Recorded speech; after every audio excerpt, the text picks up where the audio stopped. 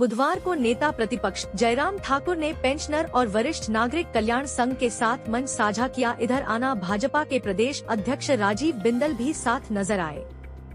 इस मौके पर मीडिया से बातचीत में जयराम ठाकुर ने मुख्यमंत्री पर एक के बाद एक जवाबी हमले किए। नेता प्रतिपक्ष ने तंज कसा कि मुख्यमंत्री अपनी व्यवस्था परिवर्तन की फिल्म पूरी नहीं कर पाएंगे। प्रदेश में चुनाव के बाद व्यवस्था बदलने वाली है।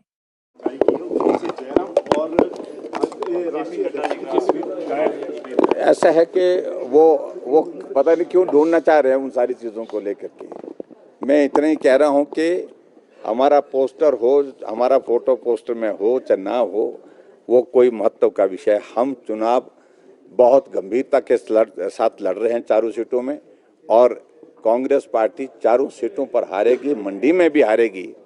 मेरा फोटो हो चाहे ना हो, लेकिन उसके बावजूद हमारे मंडी की प्रत्याशी कंगना रनावत जीतेगी। और हाँ जी, मंडी आपकी रहेगी। मैं तो देखो, हम तो इस बात को लेकर के पहले ही कहे हुए हैं, लेकिन मैं इतना ही कहना चाह रहा हूं कि कांगड़ा लोकसभा सीट में एक ऐसे नेता को, जो वरिष्ठ नेता कांग्रेस पार्टी को, उनको इस तरह से ऐसे पल में जो है ला करके खड़ा कर दिया वो संकट में। और उस संकट में मुझे लग रहा कि मुझे दिख नहीं रहा कि वो उनकी मदद कर रहे हैं, कि उनको जलील करने के लिए, उनको परेशान करने के लिए ये चुनाव लड़ा रहे हैं।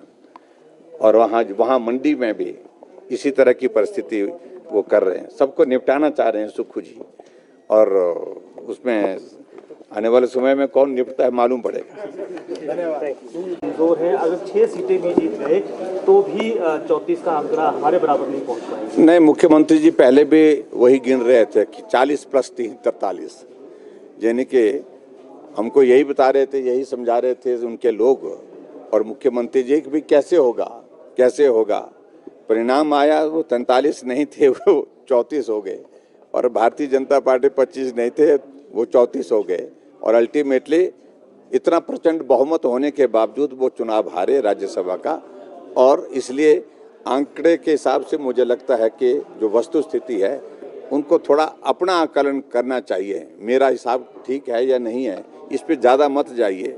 मेरा हिसाब गड़बड़ ही है तो कोई बात नहीं, लेकिन मेरे हिसाब के गड़बड़ होने से सरकार गड़बड़ हो गई है आपकी। मेरा आप सबके माध्यम से यही है उनको कि ये आंकड़ों के जाल में जाओगे ना तो बहुत ज़्यादा संकट में रहोगे आने वाले समय में।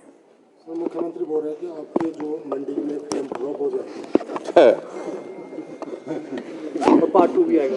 ऐसा है कि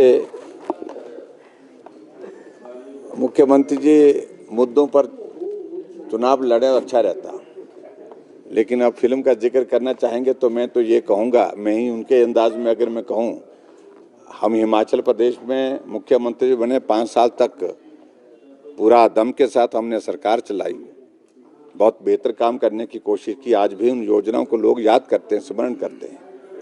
लेकिन 15-16 महीने की सरकार हिमाचल प्रदेश में एक भी योजना जमीन पर अभी तक लागू नहीं हो पाई। और सबसे बड़ी बात, आप तो 14 महीने में आपकी जो है सुख की सरकार, व्यवस्था परिवर्तन की जो फिल्म आपने शुरू की थी वो फ्लॉप हो गई, पूरी तरह से फ्लॉप हो गई। और इसलिए पार्ट 2 का तो सवाल ही पैदा नहीं होता है। ये पार्ट 1 ही आपका अधूरा रहेगा, इनकम्प्लीट रहेगा, इसको पूरा नहीं कर पाएंगे आप।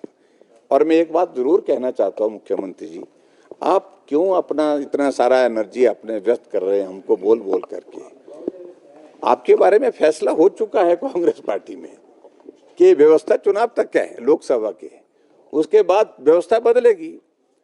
और जो अगल बगल में आपके हैं, हम तो सामने ही आपके लोकसभा के चुनाव में हो चाहे कोई चुनाव हो, हम तो विपक्ष के नेता हैं, विपक्ष का नेता तो सामने ही होगा।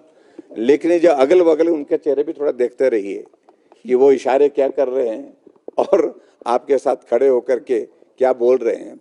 मैं सिर्फ इतना ही कहना चाह रहा हूँ, देखना कि बहुत जल्दी कुछ और होने वाला है कांग्रेस के अंदर, और जो अगल बगल में खड़े हैं वो कहीं और जगह खड़े हुए हो दिखेंगे।